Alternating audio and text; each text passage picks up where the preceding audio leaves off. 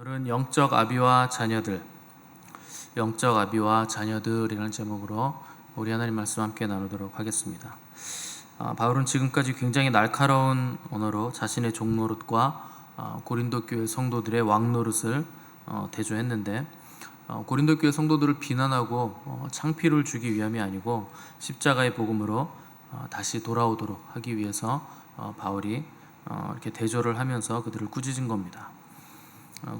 꾸지람이라는 게 신자들을 부끄럽게 만들 수 있는 거지만, 잘못을 비난하고 모욕하려는 목적이 아니고 성도들을 교훈하고 가르치고 또 돌이키게 만들려는 사랑으로 권하는 것이기 때문에 바울은 분명하게 아비의 마음으로 내가 너희를 책망한 것이라 하는 것을 오늘 본문을 통해서 말씀하고 있는 겁니다. 고린도 교회 성도들은 바울이 복음으로 낳은 자식들이죠. 아볼로도 고린도 교회를 섬겼고 바울도 고린도 교회를 섬겼는데, 역할에 있어서는 완전히 다른 게, 바울은 고린도 교회의 기초를 놓았고 또 복음으로 그들을 거듭나게 만든 영적인 아비였다면, 아볼로는 양육하는 선생, 스승과도 같은 사람이었기 때문에 바울하고 아볼로는 질적으로 완전히 다른 사람들이라 하는 겁니다. 아버지와 자녀의 관계는 꾸중할 수 있는 관계죠. 그래서 사랑이 배어 있기 때문에 얼마든지 꾸중할 수 있는 사람이 영적 아비라 하는 겁니다. 그래서 바울은 아버지로서 그의 사랑하는 자녀들에게 권고하면서 아프더라도 그들이 또 부끄러움을 느끼더라도 꾸지람을 통해서 올바른 길로 돌리려고 하는 겁니다. 그 가정교육의 핵심을 이제 두 가지로 딱 결론을 내릴 수 있어요. 다 연구해서 학자들이 내린 결론은 딱 두 개입니다.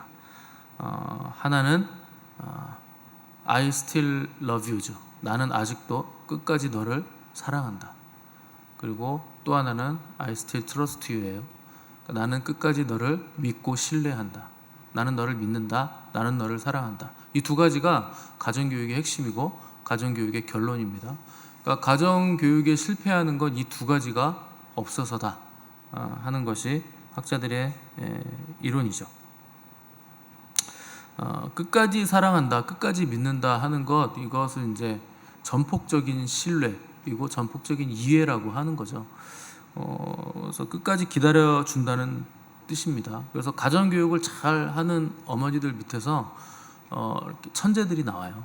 에디슨도 그렇고 아인슈타인도 그렇고 또 잭 웰치라든가 이런 굉장한 기업가들도 결국에 부모의 가정교육, 끝까지 사랑하고 끝까지 신뢰하는 그 믿음을 계속 받았기 때문에 자기가 이렇게 될 수 있었다 하는 고백들을 다 하는 것을 보게 됩니다. 그러니까 끝까지 사랑하고 신뢰해주면 반드시 그 자녀는 잘 된다 하는 것이죠. 그러니까 영적인 아비들도 마찬가지입니다. 이 초대교회 사도들은 영적인 아비들로 불렸는데, 그들이 영적으로 어린 성도들을 볼 때 훈계하고 양육하고 이런 것들을 지속하는 이유는 사랑하고 신뢰하기 때문에, 결국 그들이 믿음으로 설 것을 믿기 때문에 끝까지 그렇게 한다는 거죠. 특별히 바울이 세운 이 고린도 교회는 우상 숭배와 음란이 만연한 지역이었기 때문에 그런 환경 가운데서 살았던 사람들이 그리스도인이 됐을 때 말씀으로 지속적으로 양육하고 건강하게 자라도록 지도하지 않으면 결국 옛날 그 습성으로 돌아갈 수밖에 없다 하는 것이죠. 그래서 잘못된 그 습관, 잘못된 습성들은 반드시 말씀을 통해서, 양육을 통해서, 때로는 질타를 통해서 돌이킬 수 있도록 교육을 하는 사람이 영적 아비라 하는 겁니다. 그래서 바울은 16절에서 너희는 나를 본받는 자가 되라 이렇게 권면을 했습니다. 굉장한 권면이죠. 성도들에게 나를 본받아라 할 수 있는 것, 얼마나 그가 주님을 사랑했는가 하는 것을 우리가 알 수 있는 겁니다. 주님을 사랑하고 또 그분의 종이요 일꾼이고 동시에 아비의 마음을 가진 바울의 모습이 고린도 교회 성도들이 본받아야 되는 모습이라 하는 것을 바울이 말한 거죠. 예전에 어떤 유명한 그리스도인에게 어떤 목사님이 너무 신앙생활을 잘하니까 물어봤대요. 어떻게 그렇게 신앙생활을 잘하시느냐, 무슨 비결이 있느냐 물었더니 그 성도의 답이 그냥 심플했습니다. 그냥 주님 말씀 따르기 위해 주님의 종들이 준 말씀에 순종하기 위해서 몸부림쳤습니다. 그게 답니다. 이렇게 얘기한 거죠. 우리가 뭐 신앙생활을 잘하기 위해서 굉장한 비법, 어떤 영적인 뭐 특별한 방법 이런 게 있는 게 아니고 주신 권세자가 선포하는 말씀에 순종하면 된다는 겁니다. 그게 가장 빨리 가는 길이에요. 그래서 크리스찬의 삶은 어떻게 보면 굉장히 심플하죠. 뭘 하는 것인가? 그냥 순종을 한다는 거예요. 뭐 아는 거 많다고 내가 잘난 척할 일도 없고, 내 말이 맞다고 핏대 세울 일도 없고, 내가 옳다고 싸울 일도 없고, 뭐 그럴 일 없다는 거죠. 물론 바울이 이 편지를 보낼 당시 고린도 교회 성도들은 꽤나 강팍하게 파당을 만들어서 서로 싸우고 있었던 상황이었죠. 근데 결국에 바울이 이들을 향해서 계속 권면하고 또 고린도 교회를 방문하기도 하고 또 양육하고 이런 일들을 계속 반복하면서 시간이 좀 흐른 뒤에 고린도 교회가 결국 바울의 이 권면들을 받아들이고 성숙한 교회로 이제 거듭나게 됩니다. 그 동안 바울이 얼마나 많은 노력을 기울였는지, 그야말로 피를 토하는 심정으로 고린도 교회를 얼마나 많이 권면했는가 하는 것을 우리가 사도행전 양육반 하면서 다루면서 바울이 그때 쓴 편지를 그의 쓸개즙으로 이 편지를 썼다 하는 표현까지 우리가 하는 것을 그때 우리가 살폈습니다. 그러니까 영적 아비이기 때문에 자녀들을 향해서 그 피를 토하는 애끓는 심정으로 편지하고 그들을 향해서 권면했다 하는 거죠. 그래서 아비에게는 이 끝까지 사랑하는 마음과 끝까지 말씀으로 양육하며 신뢰하는 마음이 있어야 된다면, 또 영적인 자녀들에게 필요한 마음은 순종하는 마음이 반드시 있어야 된다는 겁니다. 그래서 그리스도인들에게 가장 중요한 덕목 하나를 꼽으라고 한다면 단연 순종이에요. 이게 굉장한 중요한 덕목입니다. 그 광야 이스라엘 백성들에게 하나님께서 계명을 주셨는데 하나님께서 요구하셨던 것은 딱 하나였어요. 순종이었습니다. 그거 하나를 요구하신 것이죠. 근데 순종이라는 이 덕목 측면에서 보면 이스라엘 백성만큼 사실 적합한 백성들은 없었을 거예요. 왜냐하면 이스라엘 백성은 애굽에서 430년 동안 종노릇하던 백성입니다. 종이라는 거 자기 주인 된 사람에게 순종하는 것이 일상화된 사람들이잖아요. 그러니까 이스라엘 백성들은 어떻게 보면 순종하기에는 최적화된 민족이었다는 것이죠. 뭔가를 자발적으로 그리고 능동적으로 뭐 창의적으로 뭘 하는 법이 없었고 항상 시키는 것만 했던 민족이 이스라엘 백성이었기 때문에 어떻게 보면 하나님이 요구하시는 그 순종에 대해서 가장 최적화된 백성이 이스라엘 백성이었다 하는 것이죠. 그러면 뭐 400년이 넘게 복종하고 순종하는 연습만 해왔을 테니까 그들의 DNA 안에는 순종하는 DNA가 분명히 새겨져 있었을 것인데, 놀랍게도 하나님께서 그들에게 자유를 주고 이 말씀에 이제부터 너희는 순종해라, 내가 너희를 구원했으니 너희들 이렇게 살아야 된다 하고 말씀을 줬더니 그들은 예상외로 순종을 하지 않더라는 거예요. 아니 어떻게 400년이 넘게 순종하고 복종만 했는데 이런 민족이 어떻게 갑자기 불순종하는 백성이 될 수 있는가? 순종의 내용면에 있어서 뭔가 완전히 달랐다는 거죠.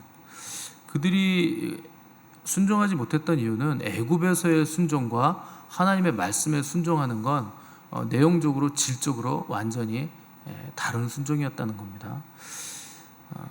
그 사람들이 애굽에서 순종했던 내용은요, 거기 그 내용의 중심에 뭐가 있었냐면 떡이 있었어요. 그 떡을 먹기 위한 순종이었다. 그래서 신명기에서 모세가 사람이 떡으로만 사는 거 아니라는 말씀을 굳이 그렇게 해놓은 겁니다. 근데 애굽에서는 순종하면 떡이 나왔다는 거죠. 근데 하나님의 말씀에 순종하면 떡이 나올 때도 있고 안 나올 때도 있더라는 거예요. 그래서 굳이 모세는 사람이 떡으로만 사는 거 아니다, 하나님의 입에서 나오는 모든 말씀으로 사는 거다, 이런 말씀을 하니까 떡 먹기 위해서 순종해왔던 이스라엘 백성들은 하나님의 말씀에 순종하는 게 별로 의미 있는 일이 아닌 게 되더라는 겁니다. 그래서 믿지 않는 자들도 야 하나님 잘 믿으면 떡이 나오냐 밥이 나오냐 이렇게 얘기하는 이유가 뭡니까? 그들의 수준이 애굽에서 종노릇하는 수준이라는 뜻입니다. 떡이 안 나오면 하나님 믿을 가치도 이유도 없다는 거죠. 근데 하나님 믿었더니 떡은커녕 뭐 먹을 게 없을 때도 있고 물도 마시지 못할 때도 광야에서는 얼마든지 그런 상황을 맞닥뜨리게 되더라는 거죠. 너무 빈번하게 그런 상황이 오니까 하나님에게 말씀에 순종하는 것이 의미가 없다고 생각한 겁니다. 그런데 우리를 향한 하나님의 부르심은 고작 떡에 있는 게 아니기 때문에 떡과 물을 뛰어넘는, 양식을 뛰어넘는 굉장히 더 고급한 영역에 하나님의 부르심이 있기 때문에 세상에 잡혀서 종노릇하던 수준과 생각으로는 하나님의 말씀에 순종하는 것이 굉장히 어렵게 되더라는 얘기입니다. 이스라엘 백성이 이걸 깨닫는데 훈련의 기간이 필요했던 것이고, 그게 40년 광야의 시간이 필요했더라는 거죠. 신명기 10장 12절 13절 말씀에서 모세가 가나안에 들어가는 광야 2세대들에게 간곡히 부탁하기를, 이스라엘아, 내 하나님 여호와께서 내게 요구하시는 것이 무엇이냐? 곧 내 하나님 여호와를 경외하여 그 모든 도를 행하고 그를 사랑하며 마음을 다하고 뜻을 다하여 내 하나님 여호와를 섬기고 내가 오늘날 너의 행복을 위하여 내게 요구하는 여호와의 명령과 규례를 지킬 것이 아니냐, 이렇게 부탁을 했습니다. 그 전제가 뭡니까? 하나님의 행복을 위한다거나 하나님의 어떤 욕심을 위하는 게 아니에요. 내가 오늘날 너의 행복을 위하여 내게 요구하는 여호와의 명령과 규례를 지킬 것이 아니냐. 너희들이 행복해지려면 이거 지켜야 된다는 거죠. 그러니까 순종을 요구하시는 이유는 하나님에게 무슨 영광이 더 부여가 된다거나 하나님에게 뭐가 생긴다거나 이런 전제가 아닙니다. 우리의 행복을 위해서, 이것을 위해서 너에게 내가 이 여호와의 명령과 규례를 지킬 것을 요구하는 거다 하는 것이죠. 그러니까 하나님의 마음이 어떤가 하는 것을 모세는 알고 있었다는 것이고, 그 말씀을 지키지 않는 광야 1세대들을 보면서 모세의 마음은 타들어가는 하나님 아버지의 마음을 가진 아비의 심정이었다는 겁니다. 그래서 고린도 교회를 바라보는 바울의 심령도 그러했다는 것이죠. 고린도 교회 성도들이 자기를 본받아서 그리스도를 본받는 삶을 살기를 그렇게도 원했는데, 들리는 소식을 들어보니 서로 헐뜯고 비방하고 파당을 지어서 싸운다 하는 소식을 들었으니 오히려 십자가의 자리로 나아가야 되는데 십자가를 손에 쥐고 서로 싸우고 있더라는 거예요. 그러니까 바울의 마음이 타들어가는 것 같이 괴로웠다는 것이죠. 그래서 교회 공동체 안에 싸움이 있는 것만큼 그 좌절스러운 일은 없는 겁니다. 교회 공동체는 그런 공동체가 아니에요. 교회라는 게 뭡니까? 여러분이 교회잖아요. 근데 교회가 교회를 상대로 싸우는 것 자체가 말이 안 되는 것이죠. 근데 사람들이 싸우는 이유는 떡이 생기지 않아서 그래요. 아직 세상에서 종노릇하는 수준, 그 노예의 수준을 벗어나지 못한 거죠. 당장 나에게 떡이 생겨야, 내가 마실 물이 있어야, 내 손에 뭐가 잡혀야 내가 믿을 건데, 그런 게 안 생기니까 순종을 포기하고 싸우고 제멋대로 사는 사람들이 교회 안에 너무나 많다라는 거죠.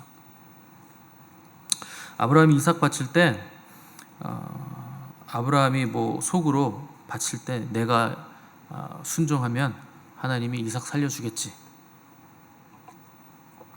이렇게 계산을 하면서 순종했던 거 아닙니다. 이삭이 죽더라도 상관없지, 이삭이 아니면 3삭이라도 주시고 4삭이라도 주시고 얼마든지 하나님은 또 주시겠지, 이런 식으로 계산을 해가지고 드리려고 한 게 아니고 하나님이 말씀하셨기 때문에 순종한 거예요. 다른 계산이 있었겠지만, 근데 그 3일간의 이삭을 드리러 모리아산으로 가는 과정에서 그 마음도 다 내려놨다는 거죠. 그러니까 왜 순종했는가? 하나님의 말씀이기 때문에 하나님을 경외하는 마음으로 순종했다는 거죠. 주신 분도 여호와시고 취하신 분도 여호와시라 하는 믿음으로 순종한 겁니다. 그래서 하나님이 그를 내가 이제 네가 나를 경외하는 줄을 내가 알겠다. 하나님이 몰랐다는 거 아닙니다. 하나님은 다 알고 계세요. 아브라함이 그렇게 할 것도 알고 계시고, 그렇게 할 수 있도록 그때까지 이끌어 오신 분이 하나님이십니다. 아브라함을 그렇게 만드신 분도 하나님이세요. 근데 그걸 왜 모르시겠습니까? 근데 그걸 하나님이 인정해 주시고 인쳐 주시는 거죠. 그리고 아브라함 스스로도 그걸 알 수 있도록, 그리고 이삭도 그걸 배울 수 있도록, 그리고 그 성경을 읽는 모든 믿음의 자녀들도 그 하나님의 마음을 알 수 있도록 그때 인쳐 주셨다는 겁니다. 지난 주일에 말씀을 나눴듯이 베드로가 예수님 말씀에 의지해서 그물을 내리리이다. 그 말씀에 순종했다는 거예요. 그래서 그물을 내렸을 때 너무 많은 물고기가 잡혀서 다른 배들 불러서 나눠 실었죠. 그때 베드로가 기뻐하지 않고 엎어지면서 주님 나를 떠나십시오. 나는 죄인입니다. 고백했죠. 만일 베드로가 그때 순종 안 하고 아니 목수이신 분이 갈릴리 바다에서 잔뼈가 굵은 저한테 뭐 감 나와라 배 나와라 참견입니까? 내가 베테랑인데 참견하지 마세요 하고 그물 안 던졌으면 베드로는 없는 거예요. 우리가 아는 베드로는 없는 겁니다. 베드로는 주님이 누구신지 깨닫지도 못했을 것이고 자기의 죄도 보지 못했겠죠. 그러면 결국 예수님의 제자도 되지 못했겠죠. 근데 베드로는 결국 배와 그물을 다 버렸어요. 그렇게 많은 물고기가 잡혔는데 그 물고기도 버리고 배도 버리고 그물도 버리고 주님을 따라갔습니다. 왜 그러냐? 말씀에 순종해서 그래요. 그 물고기를 그렇게 엄청나게 많이 잡았을 때 그 물고기 본 거 아니에요. 그 물고기가 잡혔을 때 주님의 신성을 본 거죠. 그리고 그 신성을 보니까 자기의 죄가 보인 거죠. 그리고 나서 주님이 말씀하시기를 이제부터 너는 내가 사람을 낚는 어부가 되리라. 그 말씀을 듣고 사람을 낚는 어부라는 그 궁극적인 소명을 받아서 그 소명에 순종하면서 주님을 따르는 삶을 살게 됐다는 거죠. 단 한 번의 순종으로 베드로가 놀라운 결과들을 얻어낸 거예요. 근데 그 얻은 순종의 결과물이 고작 떡이 아니라는 겁니다. 물고기 따위가 아니라는 거예요. 베드로가 수제자라는 그 제자의 신분 정도, 그것도 아니라는 거죠. 그 말씀을 하신 말씀 자체이신 예수 그리스도, 그분을 얻은 게 베드로의 순종의 결과요 열매였다는 겁니다. 말씀에 순종하는 자들에게는 반드시 보상이 있습니다. 떡도 있어요. 물도 있고 물고기도 있습니다. 얼마든지 부유하고 풍성하게 살 수 있죠. 근데 그 너머에 또 무언가가 있다는 것이죠. 그 표면적인 보상 너머, 그것을 뛰어넘어 내가 순종한 말씀의 주인 되시는 여호와 하나님, 그분이 순종하는 자들의 보상 그 자체가 된다는 겁니다. 그분을 내가 믿고 경외하고 따르는 삶을 산다는 것이 가장 큰 순종의 보상이에요. 그래서 성경 지식이 많고 적음 중요한 거 아니고 좋은 설교를 얼마나 많이 들었는가 하는 거, 그것도 중요한 거 아닙니다. 결국 말씀에 순종할 수 있는가, 그게 중요한 것이죠. 사람들은 스트레스를 많이 받는 삶을 살죠. 부담이 있고 스트레스를 받는다 하는 이유는 내가 뭔가를 할 수 있는 힘이 모자르다는 뜻이에요. 능력이 없다. 하긴 해야 되는데 힘이 없고 능력이 없어서 스트레스를 받는 거죠. 우리가 아무리 뛰어나도 어둠의 영은 이기지 못합니다. 아무리 능력이 있어도 어둠의 영을 이기지 못하고, 어둠의 영을 이기지 못한다는 건 나 자신 이기는 게 굉장히 어렵다라는 뜻이에요. 그런데 그것을 이기는 게 뭐냐? 믿음이죠.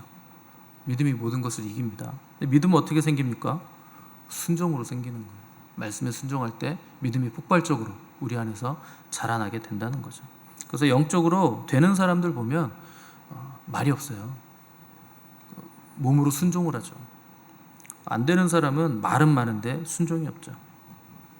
그래서 주님이 모든 사람들이 순종할 수 있도록 권세자를 주셨습니다. 하나님 말씀에 순종한다는 게 우리가 하나님과 1대1로 대면해서 말씀 들어서 순종하는 경우도 있겠지만 대부분은 어떤 경로를 통해서 말씀을 듣고 순종하는가?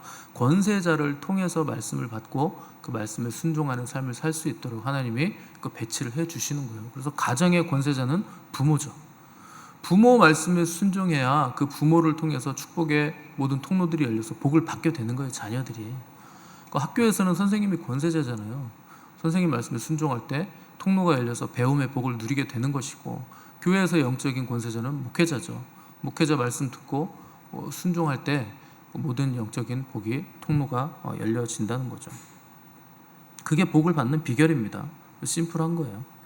그래서 누구든지 복을 받으려면 순종의 자리에 머물러야 되고, 또 권세자가 되려면 권세자에게 순종하는 방법을 익혀야 됩니다. 그 순종의 훈련을 통과해야 그 사람도 나중에 권세자가 될 수 있고 그 자리에 설 수 있게 되는 거예요. 그래서 우리가 순종의 자리에 끊임없이 머무는 훈련들을 해야 된다는 겁니다. 그래서 이 원리를 잘 깨달으시고 말씀을 단단하게 붙잡으시고 나를 부인하여 순종의 풍성한 복을 누리시는 복된 성도들 되시기를 바랍니다. 함께 기도하겠습니다.